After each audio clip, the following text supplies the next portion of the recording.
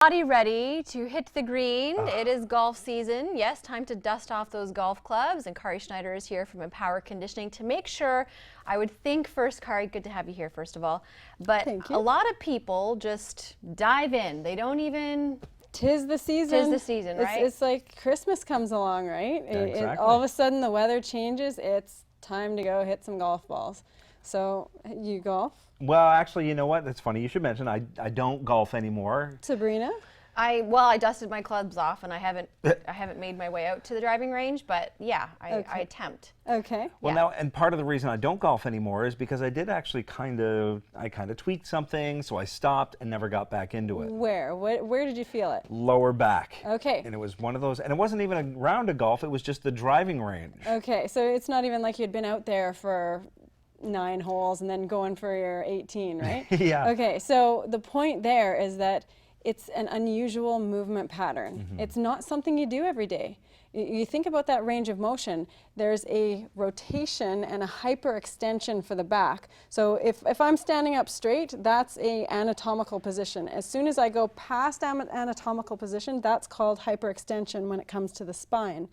And you add rotation in with that, and that's what you'd call kind of one of those risky movements. If someone's trained in personal training, they talk about contraindicated exercises. Most of the exercises for the back, they often don't want you going into too much hyperextension or too much rotation. Well, guess what golf is? Those are the two things you need to do. So when it comes to golf, one of the things that you can do is do something really simple, like a Superman. If you're lying on your front, we've done these before. Yeah. If you're lying on your front and you lift your body up a little bit, that's taking you into hyperextension. It's using your back extensor muscles to do so, also your hamstrings and glutes if you're lifting your legs up as well. So that's taking you into hyperextension. If you add a little bit of a rotation, then you're going into that hyperextension and rotation. You can do these in a controlled manner, really slow, and that can get the muscles along your spine strong enough to handle some of what you're doing with a golf club. But keep in mind, when you're swinging a golf club, is it slow and controlled? Not even close. Not so much, no. So at least you'll build some of the strength, which is your foundation for more power work, which is going to come with that golf swing. So that can be something that's really simple that you start doing. Also, do some warm-up movements. Your body's going to go and fire through that range of motion with those movement patterns that you never do. If you're sitting at a desk, you're never hyperextending and rotating. So then you can go and do something that, like a swing, do some rotations with your golf club, walk around a little bit, get some blood flow, then do some rotations with the golf club. So your back is getting not only blood flow, but also activated, so a neural activation in order to do that golf swing. I'm glad you mentioned that actually going out and doing and swinging, because I know a lot of golfers will, they'll use a weighted club, and that will basically, that's their workout. They're just swinging a club.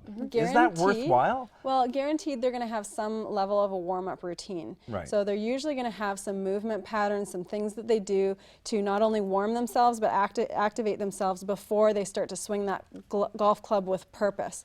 But everything that they do otherwise is going to be with purpose. So that is going to be the kind of thing that if they can do some of those swings, the weighted golf club, only good if you've done some of the warm-up first. Right. Warm up first, then the weighted golf club. What it has the effect of, same with baseball swings, has the effect that when you actually swing the real club, it's going to feel super easy, super light, because you've done the same movement pattern with the weighted club. Do not do that, though, unless you have an ideal swing. If you do not, you're going to be perpetuating a poor movement pattern.